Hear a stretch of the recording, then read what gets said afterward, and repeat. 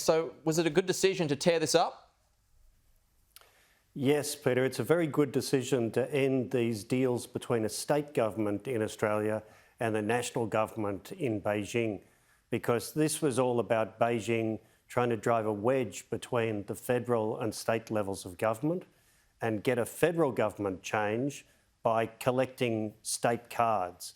And that now can't happen. So excellent decision, but it really shouldn't have had to have been made by the federal government.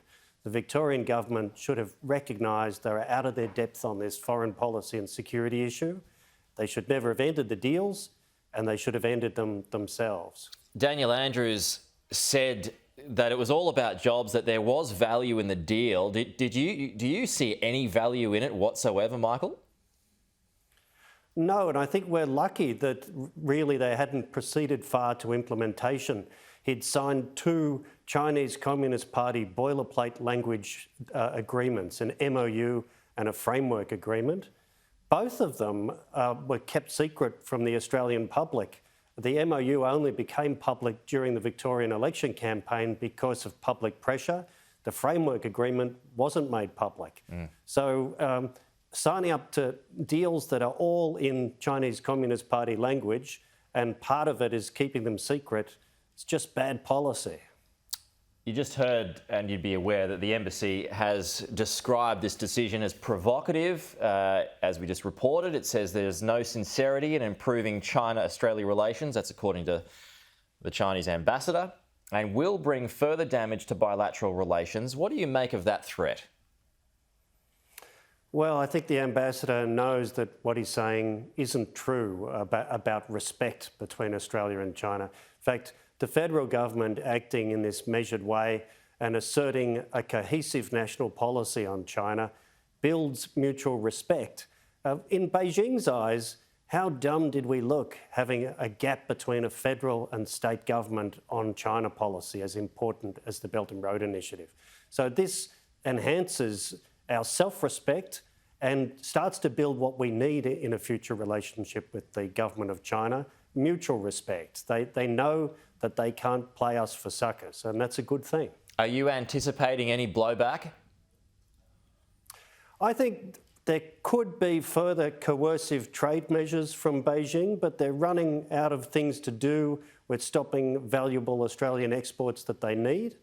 I think the BRI is important enough to Xi that opposition to it growing around the world is something he will be deeply opposed to.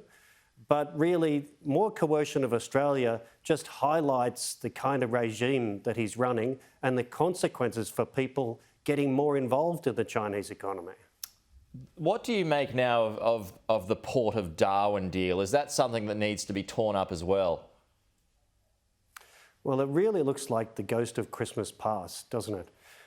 The commercial ambitions of a company, a Chinese-owned port operator, operating a port in a key strategic place like Darwin, their commercial ambitions have to have been moderated because of the direction that China has taken under Xi and countries like Australia's reaction.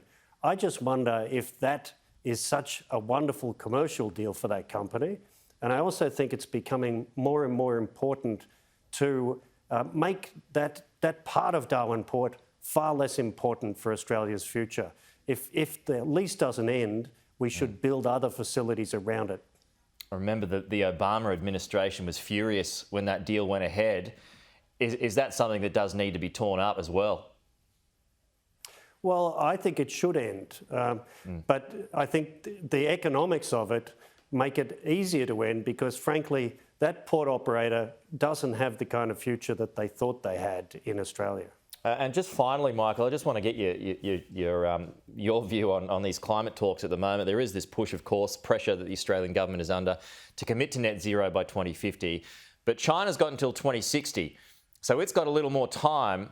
And, you know, a lot of critics believe that, you know, are they actually even that serious? Can this be covered up in a sense? Do you believe that they're getting a free pass?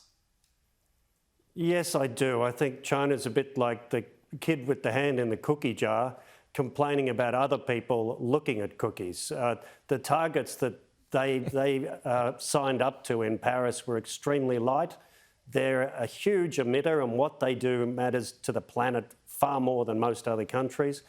They can't criticise others without significantly lifting what they're doing, and it doesn't look like they're doing that. No, it doesn't.